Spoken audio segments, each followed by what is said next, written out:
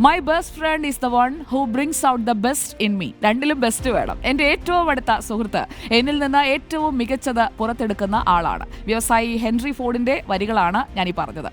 സ്നേഹത്തിലും ആത്മാർത്ഥതയിലും ഉയരുന്ന ബന്ധമാണ് സൗഹൃദം. യഥാർത്ഥ സുഹൃത്തുക്കൾ നിങ്ങളുടെ വിജയത്തിൽ സന്തോഷിക്കും, തോൽവിയിലും വിഷമഘട്ടത്തിലുമൊക്കെ ചേർത്ത് നിർത്തുകയും ചെയ്യും.